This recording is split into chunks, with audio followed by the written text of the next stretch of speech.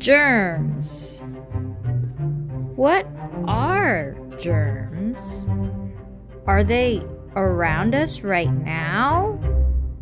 And if they are around us, how do they get spread? Oh, bless you.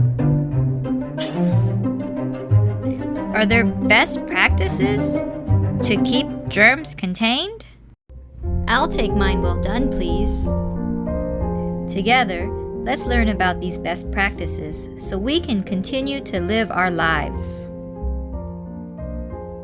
Germs have been in the spotlight a lot lately. Today, in the Learn, Dream, Do show, we're going to talk about what germs are, how they spread, and what you can do to keep germs from going where they don't belong.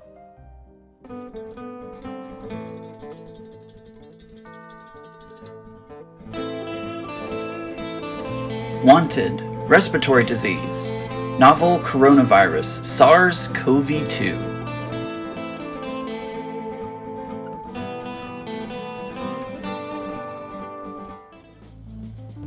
Have you ever seen the dirty hands experiment that went viral? A third grade teacher wanted to show her students the importance of washing their hands, so they grabbed 5 slices of bread and touched them with dirty and clean hands, and the final product was this: mold. Let's try this experiment for ourselves. For this experiment, I'm going to scale it down a bit and gather 3 slices of bread, 3 Ziploc bags, a marker to label my bags, hand sanitizer, and you'll also want to be somewhere where you can wash your hands with soap and water. This experiment may take some time, so you'll have to practice some patience. If you'd like to speed up the process, use bread without preservatives, spray your bread with some water, and store it in a dark place. Mold loves the dark. So the first thing I'm going to do is label my sandwich bags. I'm going to label the first one hand sanitizer, the second one soap and water, and the last one dirty hands. Next thing I'm going to do is get dirty and literally rub my hands on the dirt, touch the elevator buttons, and open a public door. And now I'm going to touch my bread and put it in the dirty hands bag.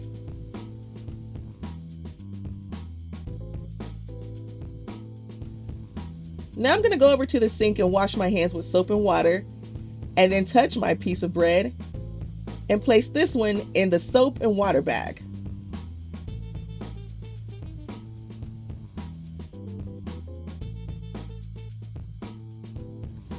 Now it's time to get dirty again. I'm going to rub my hands in the dirt, touch the elevator buttons, and open a public door and clean my hands again, but this time I'm going to use hand sanitizer.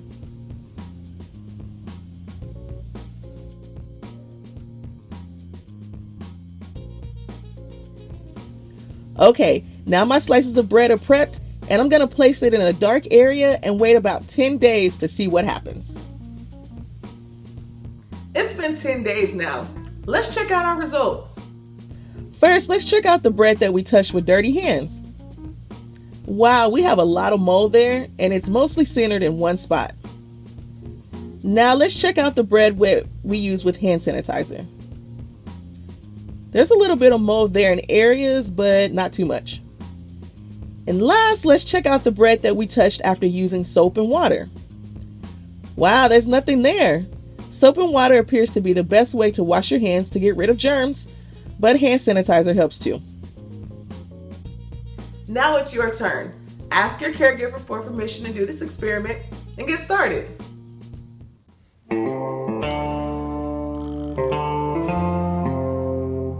Wanted, one of the most severe and common viruses, the flu virus, also known as influenza. Spread through droplets from coughs and sneezes, this virus is contagious. That means you can catch it from another person, so be mighty careful out there, you hear?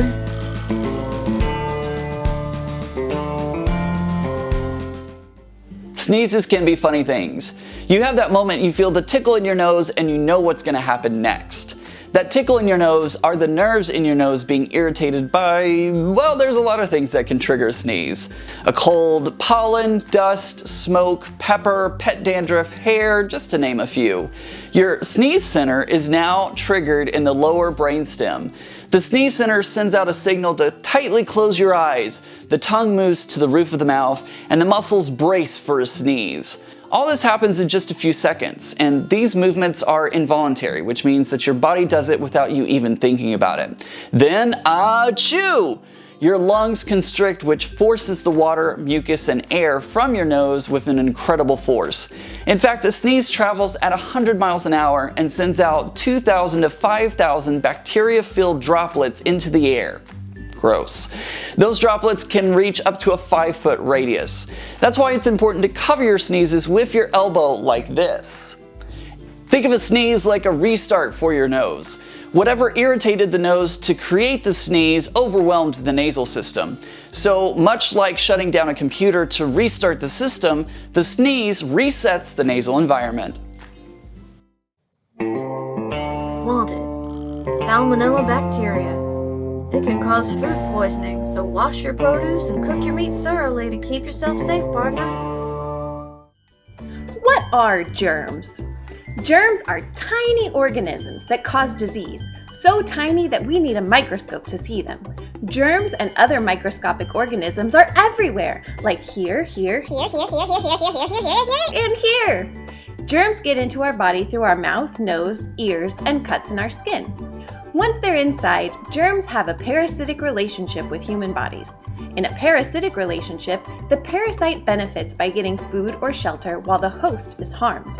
Another example of a parasitic relationship is a mosquito, which will bite people and animals to get food while causing itching and pain to the host. There are 4 main types of germs. Bacteria are tiny one-celled organisms. They're tiny, but they're tough.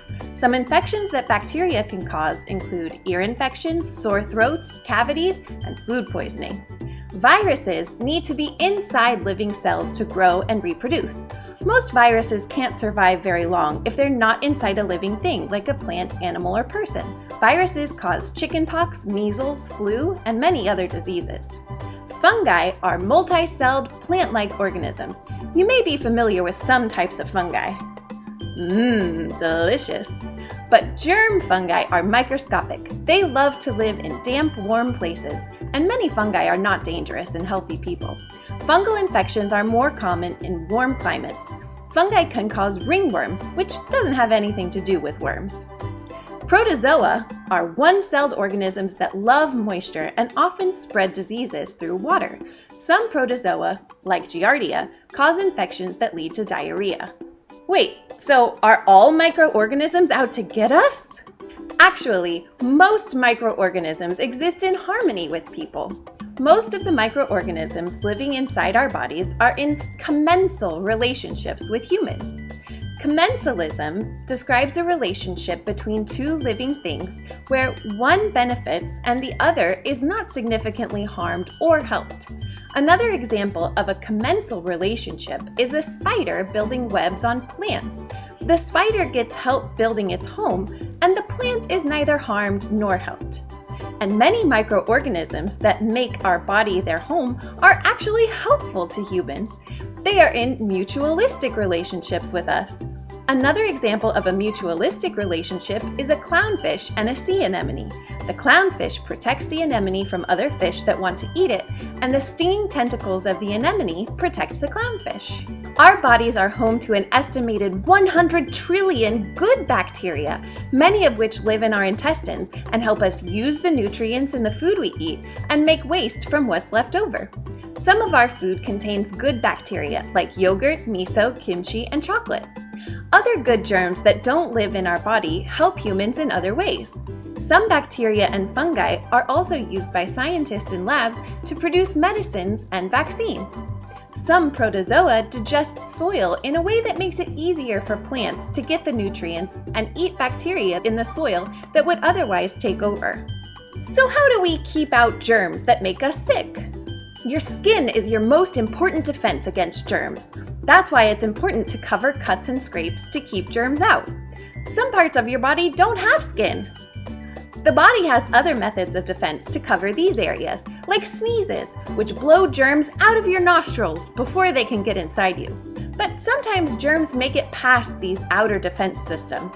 Once germs get in, it's up to your immune system to identify them and attack. This is a model of a germ. Germs have patterns of chemicals that allow our bodies to find and recognize them as outsiders. Special blood proteins, called antibodies, find germs and attach themselves.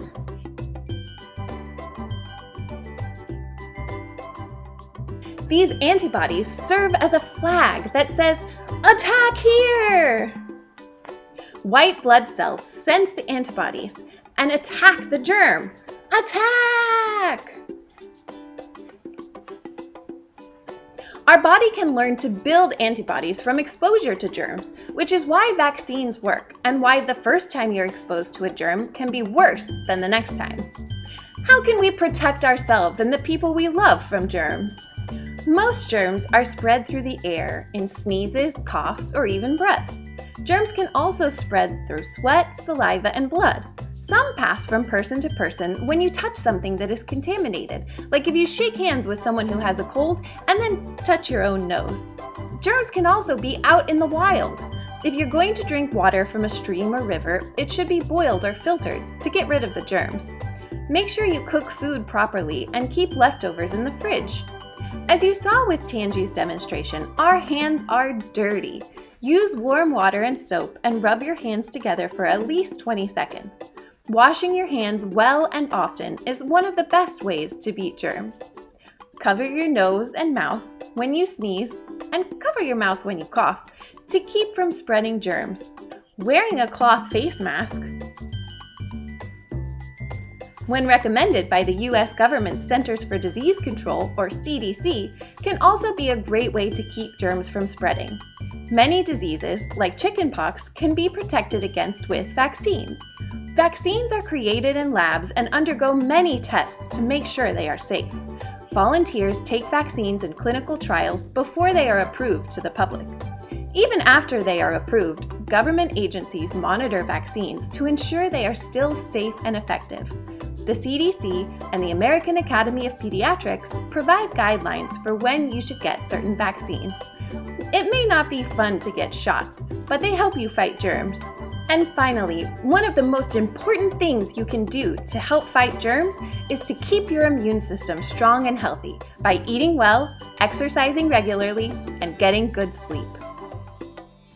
I know we've all seen someone go to the bathroom and simply rinse their hands, or worse, wipe their hands on their shirt. But the only effective way to get rid of germs from your hands is to use water and soap. Check out this experiment so you can see soap in action. So this experiment is easy to do, and you probably already have the supplies in your kitchen. All you're going to need is a bowl of water, soap, and some pepper. So the first thing I'm going to do is take the black pepper and pour it into the bowl of water. We're going to pretend that the pepper is dirty, grimy, filthy germs. Now I'm going to take my finger and put it in the bowl. Wow, the germs were instantly attracted to my finger like a magnet. Look at them. Now let's see what happens when I use soap first. Wow, the soap totally scared the germs away. So, why are germs so afraid of soap? Soap is made of tiny molecules that attach to water and to the oils in our hands. And this is where germs love to hide.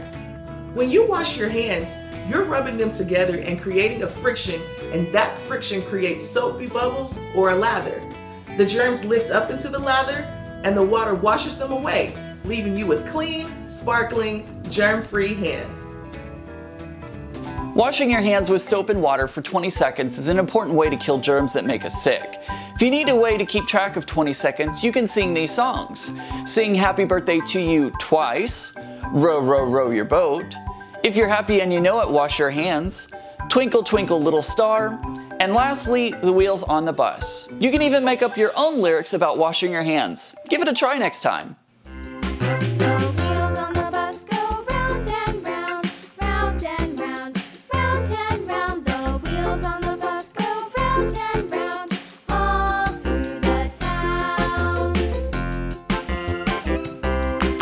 Hola a todos! Today I'm hanging out with some germs, or microbios.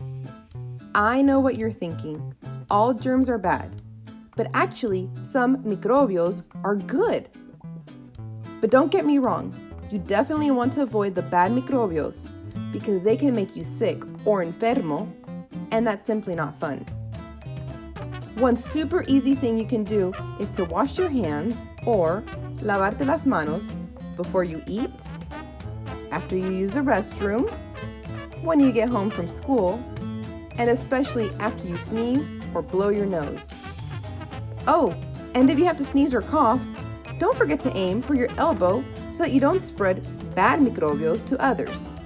That way, we can stay healthy or saludable. How about you? What can you do to prevent the spread of bad microbios? Beware! It's the West Nile virus. This ain't your mama's mosquitoes. These mosquitoes have been infected with a virus that can cause fever and inflammation. It's especially dangerous for those over 60 or those with a weakened immune system. Since it's mostly spread by mosquitoes, the best way to avoid West Nile virus is to avoid those pesky critters. Mosquitoes breed in shallow bodies of water, so do your best to make sure your yards are dry. And you can use some bug spray with DEET, and that'll keep them pesky critters off you and keep you healthy. If you do what I said, then you can still enjoy nature and be safe from this virus. I hope you have fun. Speaking of West Nile virus, that's not the only thing people can get from bugs or animals. The diseases that can transfer from animals to humans are called zoonotic diseases. Did you notice the word zoo in there? Basically, it just means that those are germs that come from contact with certain animals. There are a few ways these germs can transfer to people.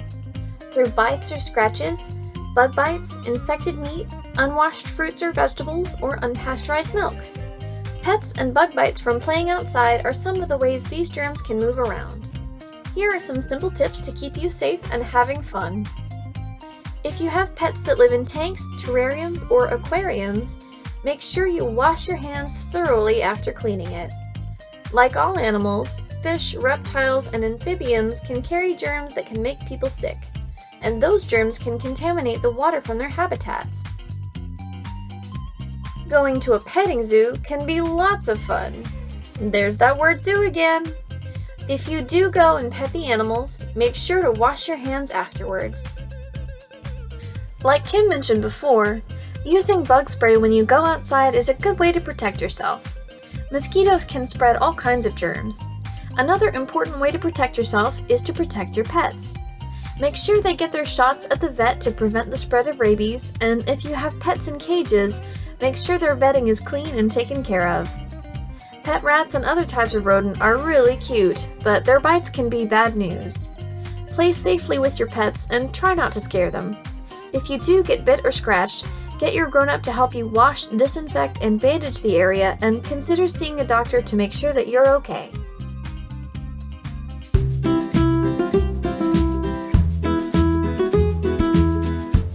To learn even more about germs, visit kidshealth.org. It has movies, quizzes, and lots of health information for kids.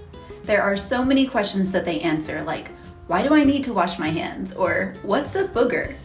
And you can read or listen to the article in English or Spanish. Be sure to watch the movie on the immune system. That one's really good. Do you like going to museums to learn more? There's an exhibit on epidemics at the Health Museum in Houston, and you can visit thehealthmuseum.org to take a virtual tour. Discover why outbreaks happen, what makes them spread so quickly, and how people fight them even before they start. Use the buttons on the bottom of the screen to see the different parts of the exhibit, or click and drag to pan and pinch to zoom. Are you ready to dive into some books? We have lots of books about germs that you can borrow from the library. check out Sick Simon, a picture book by Dan Kroll. Simon spreads his cold to his teacher and classmates by not covering his mouth or washing his hands, much to the delight of 3 germs named virus, protozoa, and bacteria. Do not lick this book. It's full of germs, by Idan Ben Barak and Julian Frost. This is the perfect book for anyone who wants to take a closer, zoomed-in look at the world through the eyes of a very small microscopic microbe. Unicorns and Germs, story by Asia Citro and pictures by Marion Lindsay. This book from the Zoe and Sassafras series talks about germs. They meet a new friend who has pain that's getting worse every day, so Zoe works with her mom and Sassafras to find a cure. Last but not least, Plagues, the Microscopic Battlefield, a nonfiction graphic novel for kids by Fallon Koch. In gloriously gross detail, you'll meet dangerous invaders like protozoa, fungi, viruses, and bacteria, and see how our bodies work to fight back. Thanks for joining us. Stay safe out there, and we'll see you next time.